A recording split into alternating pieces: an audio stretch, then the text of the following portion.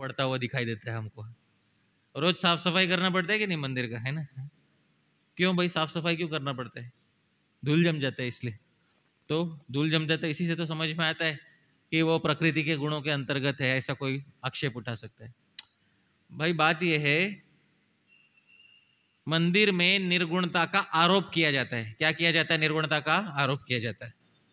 इसका अर्थ यह है कि इसमें निर्गुणता का बहुत बड़ा अंश है, पर फिर भी गुणों का कुछ अंश भी है, ये बात है। जैसे गोवर्धन पर्वत ले लो। गोवर्धन पर्वत इस संसार का प्रोडक्ट है या आध्यात्मिक जगत से आया है? वो आध्यात्मिक जगत से आया है। अच्छा, आध्यात्मिक जगत से आया है तो फिर उसके अंदर भौतिक संसार जैसे परिवर्तन क्यों कभी थोड़ा थोड़ा छोटा हो रहा है कि नहीं, धीरे धीरे क्यों दिखाई देते? क्योंकि उसमें निर्गुणता का तो बहुत बड़ा अंश है, पर क्योंकि इस धाम में आया है, जब इस भौतिक धाम में आते हैं तो हर वस्तु थोड़ी सी मिश्रित हो जाती है। आप समझ में आ रहे? इस कारण से मंदिर भी जब यहाँ पर बनाया जाता है, निर्माण इत्यादि के, उसमें निर्गुणता का आरोप किया जाता है, तो उसमें बहुत बड़ा अंश निर्गुण का होता है, और उसमें थोड़ा सा अंश भौतिक गुणों का भी होता है, इसलिए उसमें पुराना हो जाता है, कभी कुछ टूट फूट जाता है, ये सब दिखाई देता है। ये बात है। भगवान 11वें स्कंद में कहते हैं मन निकेतम तो निर्गुणम, मेरा मंदिर जो है ना वो निर्गुण है। ये भगवान का, जीव गोस्वामी का वाक्य नहीं है। मन निकेतम तो निर्गुणम भगवान का वाक्य है, लेकिन निर्गुण कैसे है? उसमें निर्गुणता का बहुत बड़ा अंश है, और क्योंकि भौतिक संसार में आया है तो थोड़े से गुण का उसमें मिश्रण हो जाता है, इसीलिए वो आपको आंखों से दिखाई देगा। अरे थोड़े साल बाद मार्बल वापस पॉलिश करना पड़ेगा, जो मार्बल का मंदिर बनाया जाता है थोड़े साल बाद पॉलिश करना पड़ता है, ये बात है। तो ये है, ठीक है। लेकिन वो जो धाम है वहां ऐसा कुछ नहीं है, वहां भौतिक संसार का एक भी गुण वहां पे उपस्थित नहीं है। चलिए अगला, ये 5वां गुण था। 6वां गुण मेरे पीछे, साक्षादेव प्रकृते है परत्वेन श्रूयते। ये साक्षात प्रकृति से परे है, ऐसा सुना जाता है। क्योंकि बहुत सारे अद्वैतवादी और जिसको मायावादी कहते हैं, वो लोग बोलते हैं वैकुंठ भी सत्वगुण का विकार है। ये उनकी भूल है। बहुत सारे ये मायावादी लोग ये कहते हैं वैकुंठ और विष्णु सत्वगुण का विकार है, तो ये बहुत बड़ी भूल है ये कहना। क्योंकि अगर विष्णु और वैकुंठ सत्वगुण का विकार है तो इस संसार में सत्वगुण शुद्ध है या मिश्रित है? इसका मतलब विष्णु में भी थोड़ा अंश किसका होगा? रजोगुण और तमोगुण का होगा। ये बात कोई कैसे स्वीकार करे? बुद्धिमान व्यक्ति स्वीकार नहीं कर सकता है। इसलिए साक्षादेव प्रकृते परत्वेन श्रूयते, ये भाई वैकुंठ जो है प्रकृति से परे है, इसमें प्रकृति का लेश मात्र भी नहीं है। अच्छा, प्रकृति परत्वेन श्रूयते का एक बहुत बड़ा अर्थ भी होता है। इस भौतिक संसार में 6 परिवर्तन होते हैं जो वैकुंठ में नहीं होते। कौन कौन जानता है 6 परिवर्तन क्या होते हैं? बताइए प्रभु जी।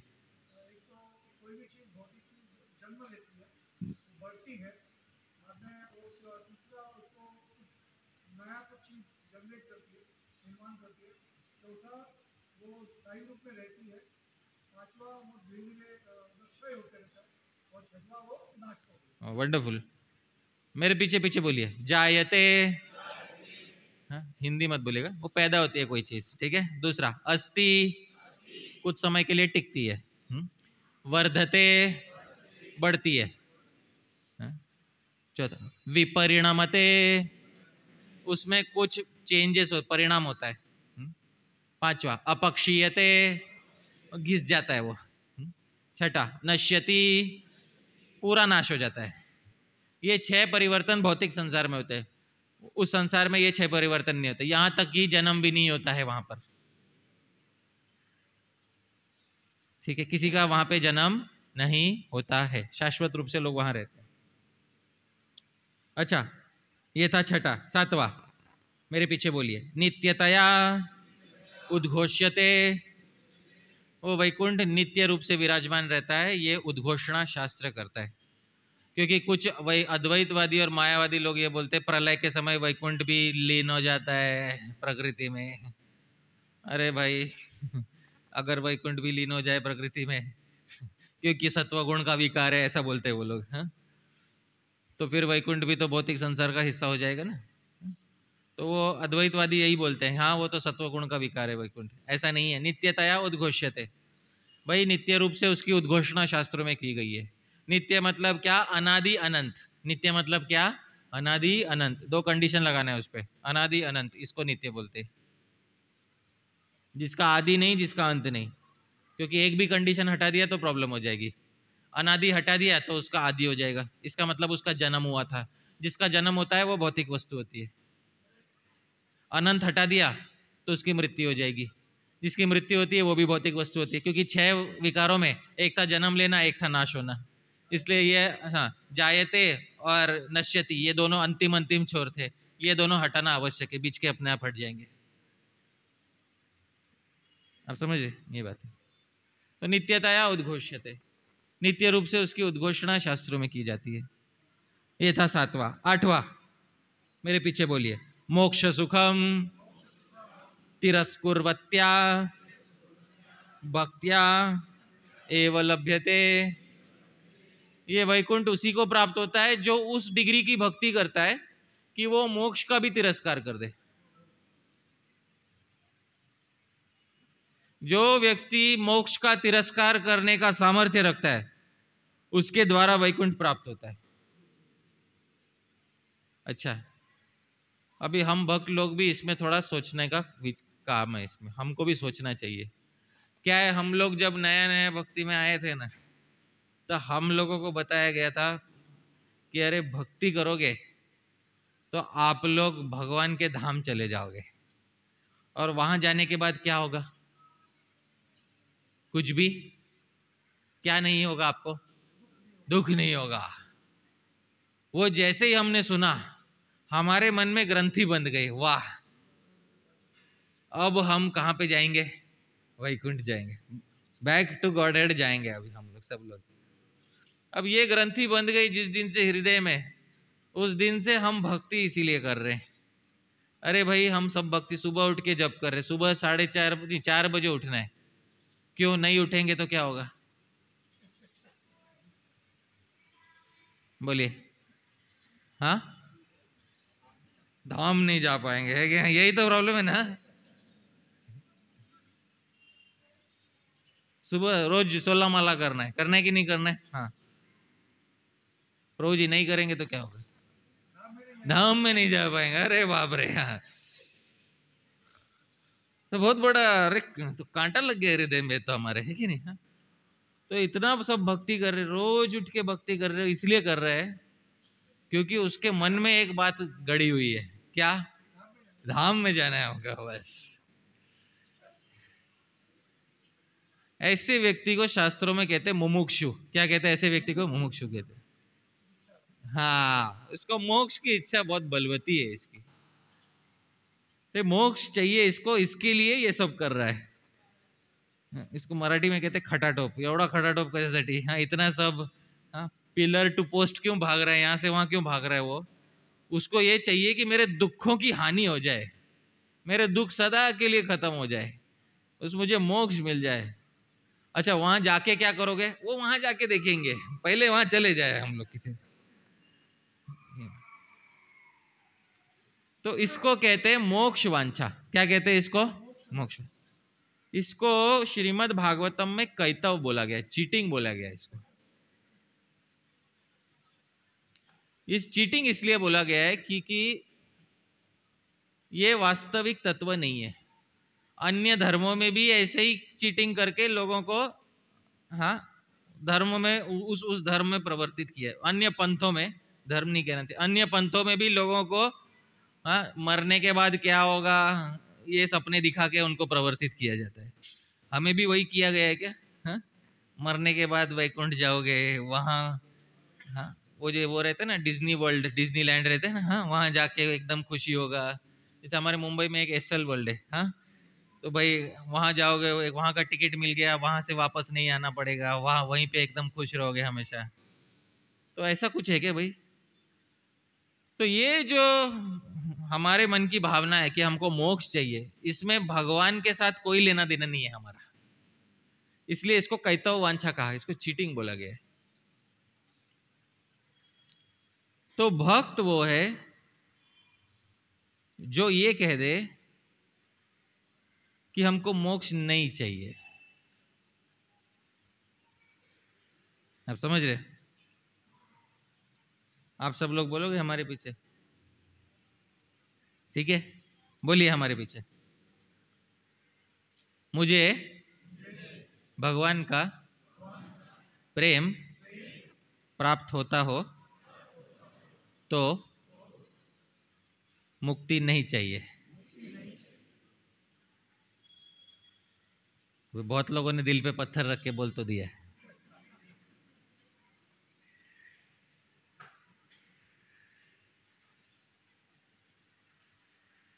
लेकिन उसको स्वाभाविक रूप से अपने हृदय के अंदर उस भावना को उतारना बहुत आवश्यक है, क्योंकि मोक्ष में अपने सुख की इच्छा प्रधान होती है। इसी का नाम कैतव है, इसी को चीटिंग बोला गया श्रीमद् भागवत में।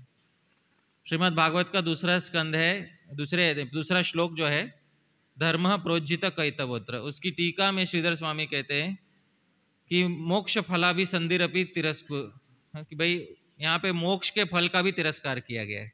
उसी को जीव गोस्वामी ने बोला कि मोक्ष भी तो कैतव है, मोक्ष भी तो चीटिंग है, बैक टू गॉडेड जाना है, हमारे खुद के सुख के लिए तो जाना है, ये बात है ना। तो फिर भक्तों का क्या रवैया होना चाहिए? भक्तों का रवैया ये होना चाहिए कि हमको भगवान का प्रेम चाहिए। एक बात समझ लीजिए, भगवान का जो प्रेम है, उसका जो सुख है, वो सुख मोक्ष सुख से कहीं ऊंचा है, बहुत अधिक ऊंचा है। उसमें व्यक्ति इस संसार में रहे या दूसरे संसार में रहे, उससे कोई फर्क नहीं पड़ता उसको। और ऐसे भक्त के लिए मोक्ष जो है वो एक साइड इफेक्ट है, आप समझ रहे? वो उसको एक आनुषंगिक फल, उसका एक साइड इफेक्ट अपने आप मिल जाता है। और इसलिए रूप गोस्वामी भक्ति रसामृत सिंधु में कहते हैं, भुक्ति मुक्ति स्पृहा यावत पिशाची। दो भूतनी होती जो सर पे चढ़ के बैठती है, एक होती है भोग की इच्छा, ये सर पे भूत की तरह चढ़ के बैठती है, और दूसरी है मोक्ष की इच्छा, ये भी सर पे भूत की तरह चढ़ के बैठती है। क्योंकि जिसके सर पे ये चढ़ के बैठती है ना, वो ये सब अनुष्ठान करने लगता है। हाँ, अरे चातुर्मास आ गया, अब मैं चातुर्मास में बहुत कठिन तपस्या करूंगा। क्या तपस्या करूंगा? हाँ, साधारण जो तपस्या तो दिया है वो तो ठीक है, उससे भी अधिक मैं करूंगा। क्यों? मुझे भगवत धाम जाना है, आप समझ रहे? हाँ, मैं सब कुछ कर रहा हूँ आध्यात्मिक जीवन में, क्यों कर रहा हूँ? क्योंकि मुझे कहाँ जाना है? अरे भाई, आपके सर पे मोक्ष रूपी भूत सवार है, उतारो इसको। तो सारी की सारी चीजें इस इच्छा से नहीं करने, सारी की सारी चीजें करनी है एक इच्छा से, मुझे भगवान का क्या प्राप्त करना है? प्रेम प्राप्त। हाँ, अब उतार दिया ना भूत को सर पे से। मान लीजिए आपके सर पे से आज इच्छा उतार दी जाए, भगवत धाम नहीं जाने, अभी आपका हृदय क्या बोलेगा? चलो, हाँ, अभी इतना सारा कष्ट हम उठा रहे थे, हाँ, अभी हम नहीं उठाएंगे। अगर भगवत धाम जाना ही नहीं है तो इतना कष्ट क्यों उठाऊं मैं? फिर जो व्यक्ति भक्ति करेगा, वो व्यक्ति सच में भगवान के अहेतु की भक्ति, जिसको कहते हैं ना अहेतु की, जिसमें कोई हेतु नहीं था, वो भक्ति व्यक्ति करेगा। उस भक्ति की अपेक्षा है आपसे, वो हेतु की भक्ति नहीं। भगवान हमको, वो बिजनेसमैन का काम नहीं, मैं इतना 16 माला करूंगा, मरने के बाद मैं भगवान को रिपोर्ट कार्ड साधना चार्ट दिखाऊंगा, भगवान ये रहा मेरा साधना चार्ट, अभी बदले में मोक्ष किधर है? भगवान बोलेंगे अरे तो बिजनेस वाला आ गया ये आदमी है। तो ऐसा नहीं होना चाहिए। तो मोक्ष सुखम तिरस्कुर्वत्या भक्त्या लभ्यते, जो जिसने मोक्ष सुख का तिरस्कार किया है, ऐसे भक्ति वाले व्यक्ति के द्वारा ये प्राप्त होता है वैकुंठ। और अंतिम 10वां नहीं 9वां, मेरे पीछे बोलिए, सच्चिदानंद घनत्वेन अभिधीयते। वहां सत चित और आनंद, आनंद का इतना बड़ा घन है, इतना घना आनंद है वहां पर कि उसकी कल्पना भी यहाँ पे की नहीं जा सकती। सच्चिदानंद घनत्वेन श्रूयते, उस आनंद की कल्पना यहाँ पर नहीं की जा सकती। तो ये वैकुंठ के 9 लक्षण श्री जीव गोस्वामी द्वारा भगवत संदर्भ में बताए गए हैं। उसके विपरीत ये भौतिक संसार है, जहाँ पे 25 या 26 तत्व गिनाए जाते हैं। जो सांख्यवादी जीवात्मा परमात्मा को एक मानते हैं, वो 25 गिनते हैं, क्योंकि उनके लिए पुरुष जीवात्मा ही है और वही पुरुष क्या है, परमात्मा ही है, जो अभेदवादी है। जो भेदवादी है वो 26 गिनते हैं। हाँ, और कपिल मुनि इस श्लोक में बोल रहे थे कि वो उसी का नाम काल है, जो 25वां तत्व गिनाया जाता है उसी का नाम क्या है, काल है। वो जो प्रकृति को चेष्टा, प्रकृति में चेष्टाएं उत्पन्न करता है। तो बस इतना आज के श्लोक के बारे में हम कह सकते हैं। ठीक है, अब हम अपनी वाणी को अल्प विराम देंगे। यदत्र स्खलितम किंचित विद्वांसः पूरयन्तु तत्, यदत्र सौष्ठवम किंचित तद्गुरोरेव मेनहि। यदत्र स्खलितम किंचित, बोलते समय कुछ गलती हो गया होगा, तो गलती यदि हुआ है तो विद्वांस, आप सभी विद्वान हैं, पूरयन्तु तत्, गलती ठीक कर दीजिएगा। और यदत्र सौष्ठवम किंचित, जो कुछ अच्छा लगा आपको ध्यान रखिएगा, तद्गुरोरेव, हमारे गुरुजनों का है, मैं नहीं, हमारा नहीं है। हमारे गुरुजन, हमारे दीक्षा गुरु श्री श्रीमद राधा गोविंद दास गोस्वामी महाराज, हमारे शिक्षा गुरु प्रभुपाद जी के सभी शिष्य, प्रभुपाद जी के सभी गुरु भाई, सारे गौड़ीय वैष्णव, सभी चैतन्य महाप्रभु की शाखाओं में जो भूतकाल में हुए थे, जो भविष्यत काल में होंगे और जो वर्तमान काल में है, आप सभी भी हमारे शिक्षा गुरु है। जो अच्छा है सब आपका है, मैं नहीं, हमारा नहीं है। बहुत बहुत धन्यवाद आपका। जगत गुरु श्रील प्रभुपाद की जय।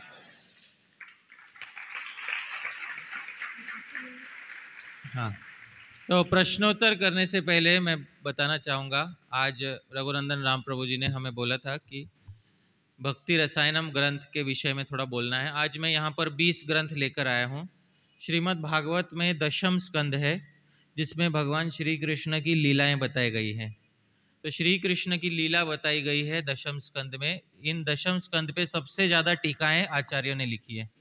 इनमें बहुत सारी अच्छी अच्छी टीकाएं हैं। सनातन गोस्वामी जी की टीका, जीव गोस्वामी जी की टीका, श्रीधर स्वामी जी की टीका। पर एक टीका थोड़ी विलक्षण है, हमारे गुरु महाराज श्री श्रीमद राधा गोविंद दास गोस्वामी महाराज इस टीका को बहुत बार अपनी कथाओं में बोलते थे। टीकाकार का नाम है श्री हरिसूरी। तो महाराज जी बोलते थे हरिसूरी जी ये कहते हैं, हरिसूरी जी ऐसा कहते हैं, वैसा कहते। तो ये टीकाकार एकमात्र टीकाकार हैं जिन्होंने दशम स्कंद पे जो टीका लिखी है वो श्लोकों के रूप में लिखी है। महाराष्ट्र में ना जो भी टीकाकार हुए हैं ना, वो सब श्लोक लिखते हैं, पूरा ज्ञानेश्वरी श्लोक में। अब समझ रहे? हाँ, जो भी लिखा है सब श्लोक माध्यम से लिखते हैं। तो ये भी टीकाकार जो है ना, सब श्लोकों के रूप में लिखा है इन्होंने टीका। इनकी टीका संस्कृत भाषा में है और बहुत जटिल संस्कृत में है।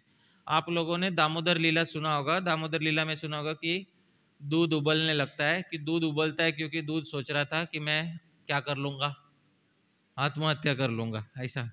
तो ये श्रीमद् भागवत में नहीं है, ये टीकाकार बताते कि दूध सोच रहा था कि मैं, मेरे जीव, भगवान मैया यशोदा का दूध पी रहे तो मेरे जीकर क्या फ़ायदा, तो मैं आत्महत्या कर लेता हूँ। तो ये ऐसे भगवान के हर लीला के पीछे बहुत सारे रहस्य बताने वाले टीकाकार हो गए श्री हरिसूरी। तो भगवान ने कौन सी लीला क्यों की, इसके ऊपर अनेक कारण बताने वाले हैं। तो इनका ग्रंथ बहुत बड़ा है। इनके ग्रंथ में 4500 श्लोक है और हर श्लोक में बहुत सारे अर्थ छुपे हुए हैं। तो 2-3 साल के प्रयास के बाद उसमें से पहले 7 अध्यायों का हिंदी में अनुवाद और पूरा समझाकर विमर्श के साथ उसको प्रस्तुत किया गया है। और ग्रंथ मतलब उनके टीका का नाम था भक्ति रसायनम। तो ये वही भक्ति रसायनम है। इसके पहले 7 अध्याय है। इसमें पहले 450 श्लोकों का हिंदी में अनुवाद है। इसमें सम्मति है, मतलब विद्वानों ने इस ग्रंथ को देखकर अपनी सम्मति दिया है। पहली सम्मति है श्री श्रीमद राधा गोविंद दास गोस्वामी महाराज जी के द्वारा लिखित सम्मति है इसमें। साथ ही साथ महाराज जी के जो छोटे भाई हैं श्री राधा रमन महाराज, उनकी लिखित सम्मति है। वृंदावन के विद्वान हैं जो श्री अच्युत लाल भट्ट जी, उनकी सम्मति इसमें, बहुत प्रकांड विद्वान हैं जो श्रीमद् भागवत को 3 टीकाओं के साथ हिंदी में अनुवाद कर रहे हैं, उनकी सम्मति इसमें है।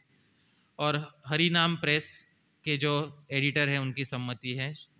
तो अच्छे अच्छे विद्वानों की सम्मति इसमें है। तो यदि कोई भक्त इच्छा रखते हैं, केवल 20 कॉपी है आज यहाँ पर, जो भक्त इच्छा रखते हैं लेने का वो भक्त ले सकते हैं। तो ये अमेज़ॉन वेबसाइट पर भी है, यदि आप भक्ति रसायनम करके सर्च करेंगे तो। लेकिन अमेज़ॉन वेबसाइट पे 600 रुपये का है। आज यहाँ पर 500 रुपया में कोई व्यक्ति एक कॉपी ले सकता है। ठीक है। तो जो जो लेना चाहते हैं वो यहाँ आकर रघुनंदन राम प्रभु जो है, हाँ, या किसको आप प्रभु किसी को, हाँ हाँ, यहाँ पे कोई एक भक्त रहेंगे तो आप 20 ही कॉपी है, हाँ, उसमें से संदीप प्रभु आप लाए हैं कॉपी? नहीं लाए। उसमें से एक कॉपी तो प्रभु जी आपके लिए है, तो 19 कॉपी है, हाँ।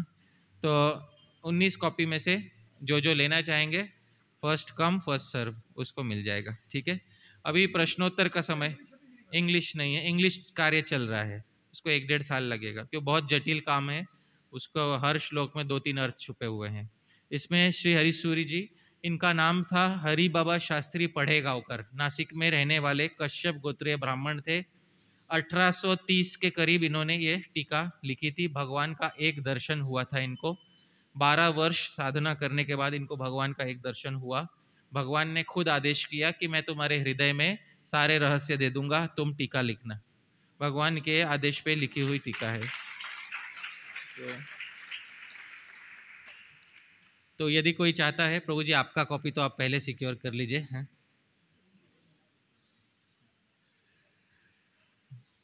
तो हाँ, अभी प्रश्नोत्तर का समय है। प्रश्न, हाँ, प्रश्न के लिए माइक दूसरा, हाँ दीजिए। हरे कृष्णा प्रभु जी, दंडवत प्रणाम। जैसा आपने कहा कि हमें भगवान की प्रेम, भगवान का हमें प्रेम चाहिए, हमें मोक्ष नहीं चाहिए, तो भगवान का प्रेम चाहिए कि भगवान की कृपा चाहिए, इसमें फ़र्क क्या है? प्रेम चाहिए कि कृपा चाहिए हमें भगवान की? कृपा ये हेतु है, कारण है, कॉज है, और कृपा का फल है प्रेम। आप समझ रहे? प्रेम किस कारण मिलता है? हाँ, कृष्ण तद भक्तयोस तथा, श्री रूप गोस्वामी भक्ति रसामृत सिंधु में कहते हैं कि प्रेम मिलता है कृष्ण कृपा या कृष्ण भक्त कृपा के हेतु से। तो कृपा ये हेतु है, कारण है, और उस कारण का कार्य फल भी रहता है, कॉज का इफेक्ट रहता है, तो उसका इफेक्ट है भगवान का प्रेम। तो फाइनल इफेक्ट जो हमको चाहिए, फाइनल जो गोल हमको चाहिए, प्रेमा पुमर्थो महान, जो अंतिम पुरुषार्थ हमको चाहिए वो है प्रेम। कृपा उसका हेतु है, उसका कारण बताया गया। ये आपके प्रश्न का उत्तर है, ठीक है, धन्यवाद। हरे कृष्णा प्रभु जी। तो प्रभु जी, जैसे आज के लेक्चर में हमने जाना कि भगवान जो सृष्टि करते हैं तो वो उनका आनंद रहता है, बट जीवात्मा के लिए वो दुख का भी एक कारण रहता है। तो जो दुख का कारण जो रहता है जीवात्मा के लिए, वो भगवान उसको मतलब कैसे उसको लेते हैं, कैसे उसके जीवात्मा का दुख को सोचते हैं? वो भगवान का सोच क्या रहता है ताकि वो जीवात्मा दुख आए और वापस पुनः मेरे पास आ जाए, ये विचार से वो दुख जो 3 सफरिंग्स और मिजरीज है, क्लेश वगैरह है, वो किस इस कारण के वजह से होता है या क्या रहता है? देखिए, भगवान का जीवात्माओं के प्रति क्या रवैया है, ये आपका प्रश्न है।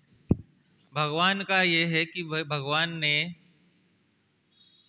भगवान एक कल्पतरु की तरह है। कल्पतरु मतलब भगवान कल्प वृक्ष के सामने आप जो जाके मांगोगे वो आपको मिल जाता है। भगवान कहते हैं समोहम सर्वभूतेषु न मे द्वेष्यस्ति, मैं सारे जीवात्माओं के प्रति समभाव रखता हूँ। भगवान जीवात्माओं के हृदय में वासना को देखते हैं, और जिस जीवात्मा के अंदर दुष्कर्म करने की वासना रहती है उसकी उस वासना को बढ़ाते हैं, जिस जीवात्मा के अंदर सत्कर्म करने की वासना रहती है उसकी उस वासना को भी बढ़ाते हैं। आप समझ रहे हैं? अच्छा, गीता में भगवान ये कहते हैं दुष्कर्मी जीव को मैं नीचे नरक में गिराता हूं और वहां से ऊपर नहीं उभरने देता आराम से, और पुण्यात्मा को मैं ऊपर उठाता हूं। अब इसमें वेदांत में प्रकरण आता है, वेदांत में प्रश्न उठाया जाता है, इससे तो भगवान में विषमता आ जाएगी कि भगवान समान नहीं है, कुछ जीवों को नीचे गिरा रहा है, कुछ को ऊपर उठा रहा है। वैषम्य नैर्घृण्य, दो, एक तो विषमता आ जाएगी, दूसरा निर्घृणता, क्रूरता आ जाएगी भगवान में, कि कुछ जीवों को जबरदस्ती एक क्रूर की तरह, हाँ, दुख में डाल रहा है। उसका उत्तर वेदांत में दिया हुआ है, नैषम्य वैषम्य नैर्घृण्य, इस सूत्र में दिया वेदांत के। भगवान में विषमता का आरोप नहीं है और क्रूरता का आरोप नहीं किया जा सकता। क्यों नहीं किया जा सकता? भगवान केवल बढ़ावा देते हैं जीव की वासना को देखकर। उसमें आचार्य जो है दृष्टिकोण, उस दृष्टांत देते हैं। क्या दृष्टांत है? दृष्टांत सुनिए।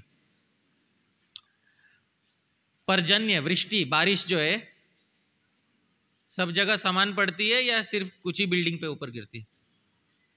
समान गिरती है ना। अच्छा, सभी भूमि पे बारिश समान रूप से गिरती है। अभी कहीं किसी भूमि पे से अच्छा बासमती चावल उगता है और किसी भूमि पे से बबूल का पेड़ उगता है। इसमें बरसात की गलती है क्या? बरसात ने केवल बढ़ावा देने का काम किया। आप समझ रहे? इसमें गलती किसकी थी? बीज। तो जिस प्रकार बीज की, उसमें बीज भेद होने से फल भेद हुआ है कि नहीं?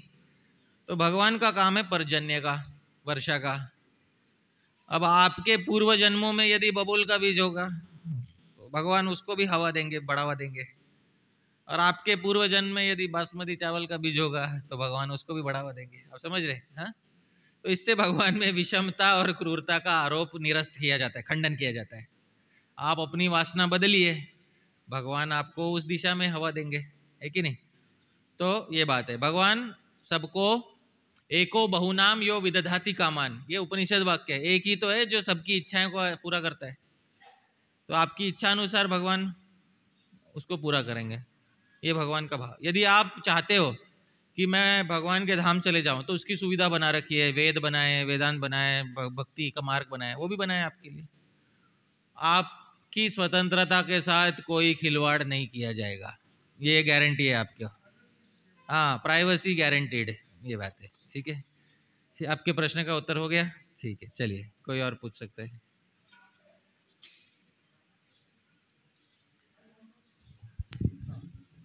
तो वही जैसे कि आपने बताया कर्म के बारे में अच्छे से, वैसे वहीं पे दो शब्द आता है, अकर्म और विकर्म, के बारे में जानने की इच्छा है। अकर्म और विकर्म। विकर्म क्या होता है? वही असंतुष्ट जीव अपनी संतुष्टि को प्राप्त करने की कोशिश करता है लेकिन वेद विरुद्ध मार्ग से, उसको विकर्म कहते हैं। उदाहरण बता देता हूं। किसी जीव को इच्छा है पैसा कमाने की, वो वेदों ने मार्ग बनाए, भाई स्वधर्म करो और स्वधर्म के अनुसार पैसा कमाओ, ये हुआ कर्म। विकर्म हुआ वेदों ने जो मार्ग मना किया है उसके हिसाब से करना, चोरी कर लेना। आप समझ रहे? इसको क्या कहते हैं? विकर्म। उससे भी अधूरी इच्छा, अतृप्ति की तृप्ति होती है, लेकिन वो वेद अनुकूल मार्ग है या वेद विरोधी मार्ग है? वो कौन सा मार्ग है? वो वेद विरोधी मार्ग है। कौन सा मार्ग है? वेद विरोधी। जब वेद विरोधी मार्ग से किया जाता है तो उसको कहते हैं विकर्म। अच्छा, सत्कर्म और दुष्कर्म से ऊपर जब सारे कर्म भगवान को अर्पण किए जाते हैं, हाँ, तब वो कर्म कोई फल नहीं देता, उसको कहते हैं अकर्म। अकर्म वास्तव में फल नहीं होता। अकर्म नए समास है, व्याकरण की दृष्टि से इसको नए समास कहते हैं। नए समास मतलब नहीं है कर्म, उसको क्या कहते हैं? अकर्म। तो जो कर्म नहीं है उसको कर्म कैसे कहेंगे? वो कर्म नहीं है, वो इसमें उसका फल नहीं होता है। क्यों? क्योंकि कर्माणि निर्दहति किंतु च भक्ति भाजम, भक्ति के माध्यम से वो कर्म का फल जला दिया गया है, ये बात है। ठीक है जी। हरे कृष्णा प्रभु। प्रश्न ये है कि हम प्रारंभिक अवस्था में भगवान के धाम में ही थे और हमने कामना प्रकट की तो हम भौतिक जगत में अपनी पूर्ति के लिए भगवान ने भेज दिया। तो मेरा प्रश्न है कि प्रारंभिक अवस्था में वो धाम में होते हुए इच्छा कैसे आ गई हमें? हमेशा पूछने वाला क्वेश्चन।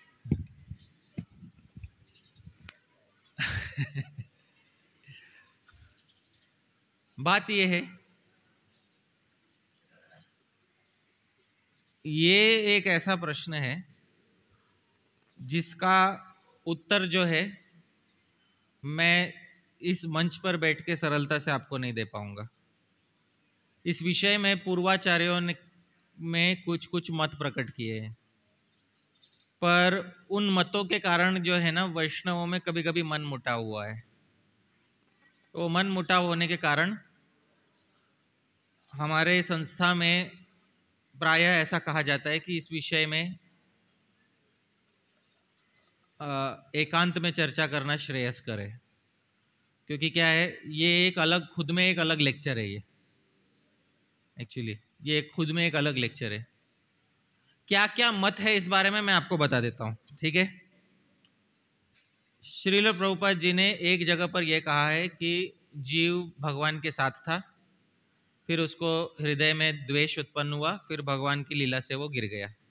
ये एक जगह पे प्रभुपाद जी ने कहा है। एक दूसरी जगह पे प्रभुपाद जी कहते हैं उस धाम से कभी कोई गिरता ही नहीं है, क्योंकि वो धाम पतन का धाम है नहीं।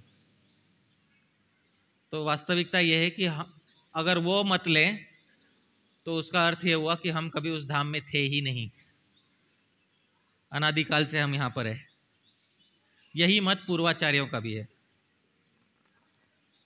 और एक और मत प्रभुपाद जी ने अपने ग्रंथों में यह दिया है कि वास्तव में हम सब लोग अभी आध्यात्मिक जगत में ही हैं, बस हमको अभी उसकी अनुभूति होना बाकी है। आप समझ रहे, हम स्वप्न देख रहे हैं, ऐसा भी एक मत प्रकट किया है। अब ये तीन मत में मैं कौन सा मत है, इसमें मैं पक्ष नहीं लूंगा, आप समझ रहे, पर मैं आपके सामने आपको तीन पक्ष में रख दिया, ठीक है। अब इसमें कौन सा पक्ष स्वीकार करना चाहिए, कौन सा नहीं करना चाहिए, ये एकांत में चर्चा का विषय है, इसलिए मैं यहाँ पर आगे विस्तार नहीं करूँगा। बाकी आप कोई भी प्रश्न पूछ लीजिए। मैं क्यों बोल रहा हूँ, इसके विषय में जीबीसी का पॉलिसी है। 1995 में एक नियम बनाया गया था कि इस विषय में ज़्यादा मनमुटाव नहीं करना है, ये बात है, इसलिए। धन्यवाद। अभी 2 प्रश्न लेंगे। हाँ ठीक है। कोई एक थोड़ा कोई वैष्णवियों को भी कुछ हम पूछना हो तो पुण्य, तो किसी को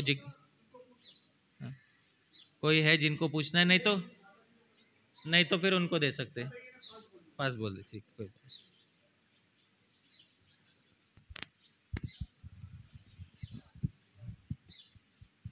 हरे कृष्णा। प्रभु जी, आपने कहा कि भगवान को कोई भी कर्म का फल नहीं दे लेना है, जो भी कर्म करे फल नहीं मिलता है। लेकिन रामायण में देखा था, राम ने बाली को मारा, उसका फल ये मिला कि जरा ने कृष्ण अवतार में उसको मारा, तो ये कैसे समझे?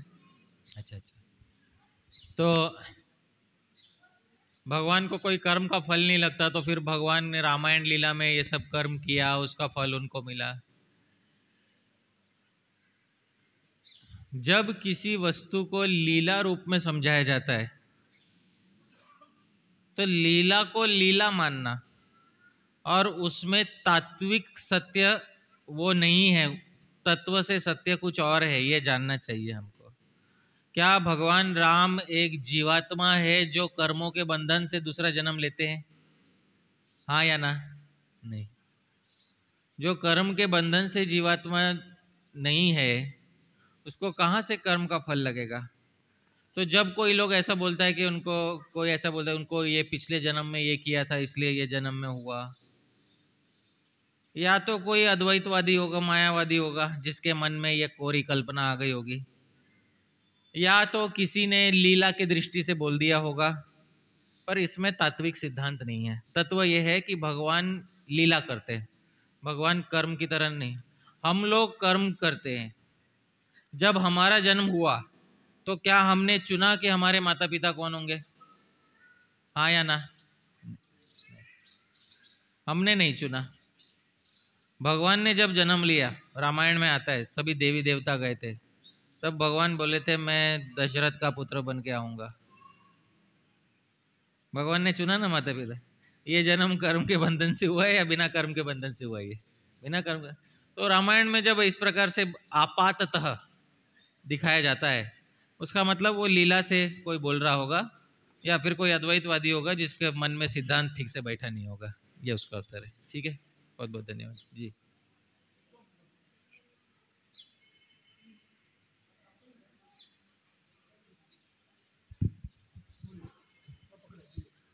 हरे कृष्णा, धन्यवाद, प्रणाम प्रभु जी। जी बहुत ही शुक्रिया, आपने ये जो जटिल विषय है बहुत ही आसानी से समझाया। प्रभु जी, आपने कोट किया 4 अध्याय का 9वां श्लोक, जन्म कर्म च मे दिव्यम एवं यो वेत्ति तत्वता। तो तत्वता ये जो जानता है वो पुनर्जन्म नहीं लेता है। फिर 4 अध्याय के 14वें श्लोक में भी आता है नमाम कर्माणि लिम्पन्ति नमे कर्म फलेषु इति माम यो भी जानाति कर्मभिर्न स बध्यते। तो भगवान कर्म से लिप्त नहीं होते, ये जो जानता है वो भी पुनर्जन्म नहीं प्राप्त होता है जी। फिर चौथे अध्याय के 35वें श्लोक में भी कहा गया है यद ज्ञात्वानन् पुनर्मोह एवं याससि पांडव। वो ये जो जान लेता है वो फिर से मोह में नहीं पड़ता है जी। तो ये जो जान लेना का असली मतलब क्या है? जैसे हमने आपसे सुना, काफ़ी बार हमने वैष्णव से ये सुना है, लेकिन हमें कुछ उसका हमारी चेतना पे असर नहीं नज़र आता है। तो केवल बुद्धि से जान लेना ही काफ़ी है या ये जानना किसी और स्तर पे है? तो इसके बारे में कृपा करके जाओ। जी, तो ये केवल बुद्धि से नहीं जाना है हमने, क्योंकि बुद्धि से ये जानना अभी भी संभव नहीं है, क्योंकि बुद्धि में कर्मों का सिद्धांत बैठेगा नहीं। हमने जाना है शास्त्र योनित्वात, शास्त्र के माध्यम से हमने जाना है इसको। आज जो सुना हमने, तो मैंने अपने बुद्धि बल के आधार पे नहीं कहा था। तो मैंने वेदांत सूत्र के 2 सूत्र मैंने आज उद्धृत किए। पहला सूत्र था लोकवत्तु लीला कैवल्यम, कि भाई ये केवल लीला है जैसे संसार में आनंदित व्यक्ति लीला करता है। दूसरा प्रश्नोत्तर में भी मैंने एक वेदांत सूत्र बोला कि भगवान जो है उनमें विषमता और क्रूरता नहीं है, जैसे पर्जन्यवत, जैसे बारिश में विषमता और क्रूरता नहीं है, वैसे भगवान में विषमता और क्रूरता नहीं है। हाँ, वैषम्य नैर्घृण्य। तो ये जो सूत्र है ये वेदांत सूत्र में इसलिए व्यासदेव जी ने डाला है कि भगवान में विषमता नहीं है और निर्घृणता, क्रूरता नहीं है, इस आरोप को हटाने के लिए। क्योंकि पाश्चात्य जगत में इसकी बहुत बड़ी लड़ाई है, गॉड इज क्रूएल। हाँ, इधर गॉड इज डेड और गॉड इज क्रूएल, ऐसा है, ये बात है। या तो भगवान है ही नहीं, और अगर है तो वो लोगों के दुख को देख नहीं रहा है, इसलिए वो बहुत क्रूर है। दोनों में से एक चुन लो, ऐसा है। ये इसका बहुत बड़ा बखेड़ा है पाश्चात्य जगत में। जो नास्तिक लोग हैं पाश्चात्य जगत के, उनके बीच में बहुत बड़ा बखेड़ा है। वो एक था, वो बोला था गॉड इज डेड, दूसरा बोलता था गॉड इज क्रूएल, अगर है तो भी वो क्रूएल है। उनको वेदांत का मालूम ही नहीं कि भगवान पर्जन्यवत है। संसार में बहुत सारा सुख भी तो है, नास्तिकों को तब क्यों दिखाई नहीं देता, तब क्यों हाँ दिन के उल्लू बन जाते तब नास्तिक, जब संसार का सुख दिखाई देता है उनको, समझ रहे? तो ये बात है। तो इस प्रकार हमने वेदांत के माध्यम से उसको जाना है, और वेदांत के सूत्रों की जो व्याख्या भी मैंने की वो श्री जीव गोस्वामी और श्री मध्वाचार्य जी के अनुकूल व्याख्या की है। तो ये हमने परंपरागत वेदांत ज्ञान के द्वारा इसको जाना है, केवल कोरी बुद्धि से नहीं जाना है इसको हमने। कोरी बुद्धि से होता कि मैं अपना कुछ तर्क लगा के आपको बोलता, स्पेक्युलेशन। कोरी बुद्धि का उदाहरण मैं आपको देता हूं, चलो। पुनर्जन्म होता है, कोरी बुद्धि से साबित करो। हाँ, न्याय शास्त्र में किया जाता है। कैसे किया जाए बताता हूँ। न्याय शास्त्र वाले पंडित कहते हैं, अरे नया बच्चा जब जन्म लेता है, जो एकदम नवजात बच्चा, पहला काम क्या करता है? पहला काम रोता है। दुखी होने पे रोता है, सुखी होने पे हंसता है। ये काम उसको सिखाया जाता है क्या? इसका मतलब पहले से सीख कर आया है, समझ रहे? हाँ, अनुमान प्रमाण है ना, अनुमान प्रमाण के आधार पे निर्धारित किया जाता है कि पूर्व जन्म होता है। ये न्याय शास्त्र है। यहाँ पे कोई वेदांत कुछ नहीं कोट किया, कोरी बुद्धि से यह जाना हमने। वो बहुत हाँ बलवान प्रमाण दिया न्याय शास्त्र। ये भी प्रमाण कोई साधारण नहीं था, बहुत अच्छा प्रमाण दिया, लेकिन इसको कहते हैं कोरी बुद्धि से जानना। और जब हम शास्त्र योनित्वाद, शास्त्रों के माध्यम से जानते हैं, वेदांत इत्यादि के माध्यम से जानते हैं, शब्द ब्रह्म के माध्यम से जानते हैं, तब हमने उसको तत्वतः जान लिया। तो ये आपके जिज्ञासा का उत्तर है, ठीक है। इसका परिणाम आप हम पे कब नजर आएगा? इसका परिणाम आप पे इस जीवन में भी नजर आएगा, क्योंकि आपकी बुद्धि वेदांत के मार्ग पे दौड़ने लगेगी। बुद्धि वेदांत के मार्ग पे दौड़ने लगेगी तो आप वेदांत इत्यादि शास्त्रों का अध्ययन करोगे, भक्ति मार्ग पे चलोगे। और यदि आप प्रौढ़ अवस्था में पहुंच गए, मैच्योर अवस्था में पहुंच गए, तो जीवन मुक्ति को ही प्राप्त कर लोगे। विदेह मुक्ति तो दूर की बात है, मरने के बाद वाली मुक्ति नहीं, इसी जन्म में मुक्ति भी प्राप्त कर सकते हो, ये बात है। ब्रह्म भूत प्रसन्न आत्मा, ये वही भगवत गीता कहता है ना प्रभु जी। आगे का पूरा कीजिए। हाँ, ना शोचती ना कांक्षती, वो इस जीवन के बारे में कहा गया है या मरने के बाद की बात कही गई है? इसी जीवन की बात कही गई, तो ये बात है। ठीक है, बहुत बहुत धन्यवाद। हरे कृष्ण। श्रील प्रभुपाद की जय। प्रभु जी का धन्यवाद करते हुए बहुत सुंदर प्रवचन दिया प्रभु जी ने, और बहुत सारी तत्व की परिभाषा की, तो उनको धन्यवाद करते हुए हरे कृष्ण महामंत्र का उच्चारण करेंगे। हरे कृष्णा हरे कृष्णा